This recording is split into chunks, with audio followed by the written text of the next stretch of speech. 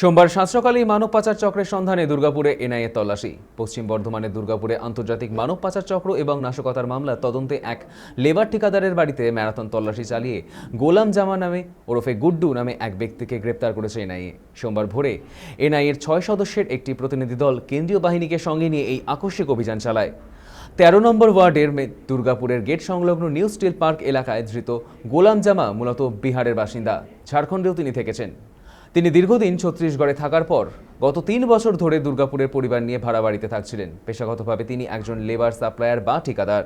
মধ্যপ্রাচ্য সহ বিভিন্ন দেশে মোটা মাইনের কাজের প্রলোভন ও ভুয়ো নথি দেখিয়ে শ্রমিকদের পাচার করার আন্তর্জাতিক চক্রের সঙ্গে তার যোগ রয়েছে বলে মনে করছে তদন্তকারীরা।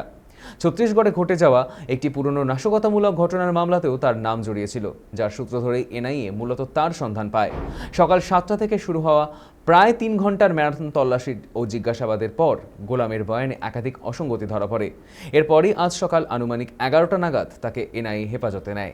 এই চক্রের জাল আর কতদূর বিস্তৃত তা জানতে ধৃতের পরিবারের সদস্য ও স্থানীয়দের নথিপত্র খতিয়ে দেখছেন কেন্দ্রীয় আধিকারিকরা। আমাদের সঙ্গে এই মুহূর্তে টেলিফোন লাইনে রয়েছে আমাদের প্রতিনিধি বিশ্বজিৎ হীরা। বিশ্বজিৎ দাই, যে সোমবার 7 সকালে মানব পাচার চক্রের সন্ধানে একেবারে দুর্গাপুরে পৌঁছে গেল এনআইএ, তারপর চলল তল্লাশি, ঠিক কি আপডেট পাচ্ছ? তো আপডেটের থেকে বড় ব্যাপার, আপডেটটা মোটামুটি যা রয়েছে এখনো পর্যন্ত একজনই গ্রেপ্তার হয়েছে, গোলাম জামা এবং গুড্ডু, এবং তাকে গ্রেপ্তার করার পরে কার্যত এনআইএ এখন তদন্তভার চালাচ্ছে। কিন্তু বিষয়টা সেখানে না, বিষয়টা যে হিউম্যান ট্রাফিকিং, অর্থাৎ বিদেশে যে মানব পাচার যেটা হয় তার বেশিরভাগ শতাংশই থাকে হলো বিদেশে পাচার। এবং এই বিদেশে পাচার এটা আজকের থেকে না, বিগত 50 বছর ধরে চলেছে, এবং তারও আগে, স্বাধীনতার আগেও কিন্তু এই বিদেশে মানব পাচার একটা সিস্টেম চালু। এটা একটা বড় র্যাকেট, এটা সিন্ডিকেট বলা যেতে পারে। এবং সেক্ষেত্রে দাঁড়িয়ে এনআইএ এখনো পর্যন্ত, তোমাকে বলে রাখা ভালো যে বাংলাদেশ থেকে আমাদের ভারতে কিন্তু মানব পাচার হয়, এবং সেক্ষেত্রে ভারত থেকে সেখানে চলে যায় মায়ানমার সহ বিভিন্ন জায়গায়, সৌদি আরব, বিভিন্ন জায়গায় আমাদের ভারত থেকে সেটা পাচার হয়। এবং সেটা তাদের কিন্তু একটা সহজ রুট, এবং যেটা এনআইএ, ধরো 2025 সালে সেপ্টেম্বরে এনআইএ কলকাতা এবং গঙ্গায় 5 জায়গায় তল্লাশি চালিয়ে 2 জনকে গ্রেপ্তার করেছিল। তাদের মূলত অভিযোগ ছিল তাদের বিরুদ্ধে যে নাবালিকা বাংলাদেশি মেয়েদের চাকরির লোভ দেখিয়ে ভারতে নিয়ে এসে ভারত থেকে মায়ানমার সহ সৌদি আরবে পাঠিয়েছে। এবং 2023 সালে নভেম্বরে এনআইএ আর একটা ক্রস বর্ডার পাচার র্যাকেট ধরে, এবং সেটা 12 জনকে গ্রেপ্তার করে, এবং তাদেরকে চার্জশিটও যদিও দেওয়া হয়েছিল 2024, এবং 2026 এপ্রিলে এনআইএ 4 জন বাংলাদেশি নাগরিককে এই মামলায় সাজা দেয়। এটা একটা বড় ব্যাপার, বাংলাদেশি নাগরিককে ভারতে সাজা দিয়েছিল এনআইএ। এবং 2025 এনআইএ উড়িষ্যায় নাবালিকা পাচার মামলায় 10 জনের বিরুদ্ধে চার্জশিট দিয়েছিল।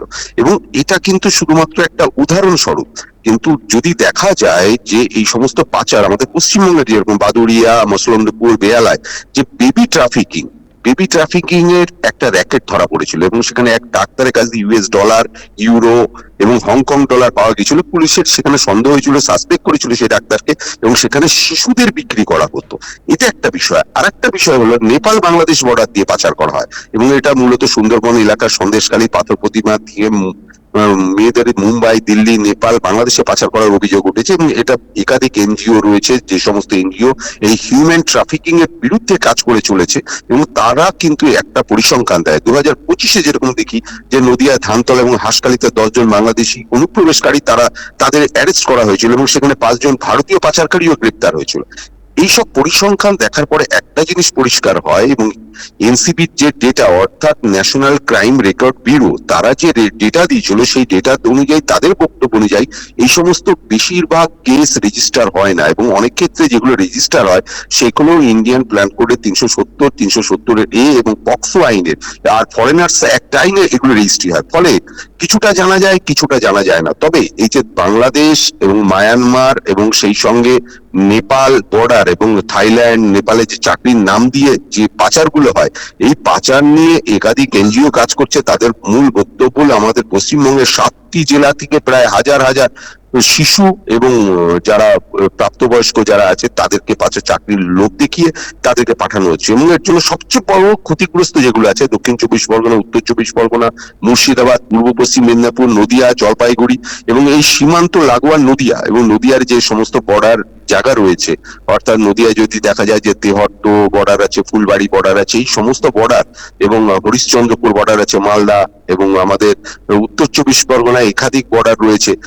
সেই সমস্ত বর্ডার দিয়ে এই পাচার চক্রটা কিন্তু সক্রিয় এবং তারা বাংলাদেশ থেকে বিয়ের লোক দেখিয়ে এদেশে এখানে ভারতে মেয়েদের নিয়ে আসে এবং এইখানকার মেয়েদের সেগুলো সৌদি আরবে পাচার হচ্ছে এবং সৌদি আরবে বিভিন্ন বড় বড় শেখদের বাড়িতে তাদের পরিচারিকার কাজ দেওয়া হয় এবং তারা বিভিন্ন সময় শ্লীলতাহানির শিকার হয়, নির্যাতনের শিকার হয়, এগুলো দেখা গেছে। এবং এনআইএ যে 3-4টে যে ক্রস বর্ডার র্যাকেট ধরেছে তার মধ্যে এখনো পর্যন্ত 20 জনকে গ্রেপ্তার করেছে এবং গ্রেপ্তার করার পরে তাদের বিরুদ্ধে সুনির্দিষ্টভাবে মামলা হয়েছে। তবে পুলিশ এবং এনআইএ একটা বিষয়ে সতর্ক করে দিচ্ছে, যে সমস্ত দৈনিক পত্রিকা বা পেপারে যে বিজ্ঞাপনগুলো হয় বিদেশে চাকরির অফার, তার অধিকাংশ ক্ষেত্রেই থাকে ভুয়ো বিজ্ঞাপন।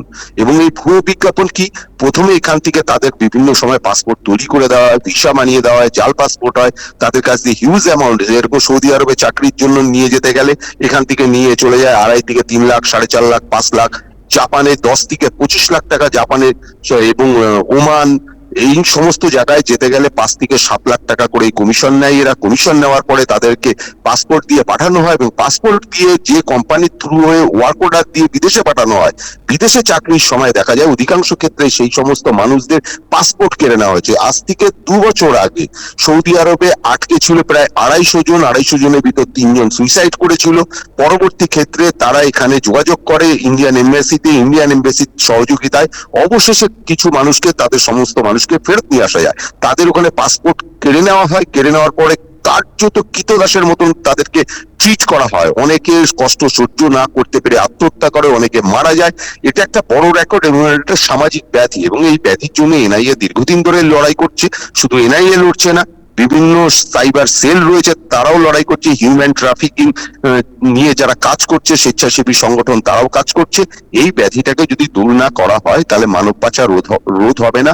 দুর্গাপুরের ঘটনা এটা শুধুমাত্র একটা ছোট্ট ঘটনা, এটা এমন কিছু বড় ঘটনা নেই, কারণ এর পিছনে বিশাল বড় র্যাকেট রয়েছে। সেই র্যাকেটের একটা ছোট্ট সুতো মাত্র এই গোলাম জামা, এবং এইকে ধরার পরে এনআইএ তদন্ত করলে দেখা যাবে আরো বহু মাথা বেরোচ্ছে, যে সমস্ত মাথা, কারণ এখানকার রুট অন্য টাইপের হয়। ছোট্ট একটু বলে রেখে দিই, এখানে কোনো একজন এজেন্ট তিনি এই সমস্ত ছেলেপেলেদের যোগাযোগ করে, তাদেরকে এক জায়গায় কালেক্ট করা হয়, কালেক্ট করার পরে তাদের একটা ট্রেনিং সেন্টারে ব্যবস্থা করা হয়, ব্যবস্থা করে তাদের ওয়ার্ক অর্ডার দেখানো হয়, কখনো ফলস ওয়ার্ক অর্ডার দেখানো হয়, তাদের কাছ দিয়ে টাকা নেওয়া হয়, টাকা নেওয়ার পরে এখান থেকে নিয়ে যাওয়া হয় দিল্লিতে রেখে দিল্লির থেকে তারপরে বিমানে করে বিদেশের বিভিন্ন জায়গায় পাচার করা হয়। যখনই তাদেরকে ওখানে কাজের জন্য তাদের ওখানে পাঠানো হয়ে যায়, তারপরে যে এই এজেন্ট গুলো, যারা এই গোলাম জামার মতন এজেন্ট, এরা তাদের কোনো খোঁজ রাখে না, তাদের কি হলো না হলো। তারা যদি কোনো বিপদে পড়ে এদের সঙ্গে যোগাযোগ করে, এরা কোনো রকম সংযোগ করে না। কার্যত বলা যেতে পারে এটা কীতদাসের মতন করে তাদেরকে বিদেশে কাজের নাম করে পাঠানো হয়। অর্থাৎ এখন এনআইএ এবং পুলিশ এই বিষয়টা নিয়ে দেখছে যে এই সমস্ত বিজ্ঞাপন যারা দিচ্ছে চাকরির, বিদেশে চাকরির লোক, তাদেরকে ট্র্যাক করছে এবং সেক্ষেত্রে দাঁড়িয়ে হয়তো আগামী দিনে আরো বড় কোনো চক্রের সন্ধান হয়তো পাওয়া যাবে এবং সেক্ষেত্রে দাঁড়িয়ে বহু ছেলে মেয়ে তারা হয়তো কিছুটা হলে বিপদের হাত থেকে বাঁচবে। সৈকত। ধন্যবাদ বিশ্বজিৎ। সোমবার 7 সকালে মানব পাচার চক্রের সন্ধানে দুর্গাপুরে এনআইএর চক্রের তল্লাশি, আর তারপর পশ্চিম বর্ধমানের দুর্গাপুরে আন্তর্জাতিক মানব পাচার চক্র এবং নাশকতার মামলা তদন্তে এক লেবার ঠিকাদারের বাড়িতে ম্যারাথন তল্লাশি চালিয়ে গোলাম জামা ওরফে গুড্ডু নামে এক ব্যক্তিকে গ্রেপ্তার করেছে এনআইএ। সোমবার ভোরেই এনআইএর 6 সদস্যের একটি প্রতিনিধি দল পৌঁছয়, আর তারপর এই গ্রেপ্তারি। আর ধীরে ধীরে একে একে গোলাম জামা ধৃত মূল বিহারের বাসিন্দা ছিলেন, তাকে গ্রেপ্তার।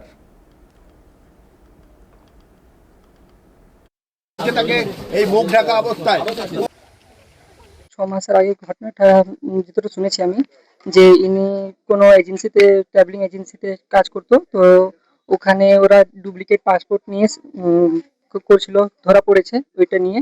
আর যাদেরকে পাঠিয়েছিল তারাও মানে ধরা পড়েছিল। এই কারণে ওরা ডুপ্লিকেট পাসপোর্টটা ধরা পড়েছে। তখন থেকে এদের পেছনে হয়তো এনআইএ টিম পড়ে আছে।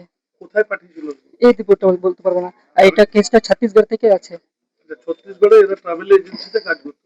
ওদিকে মানে অল ওভার ইন্ডিয়াতে, অল ওভার ইন্ডিয়া বলছি, হয়তো ওতে কন্ট্যাক্ট আছে বলে জানলাম। লেবার সাপ্লাই বা এরকম কিছু? হুম?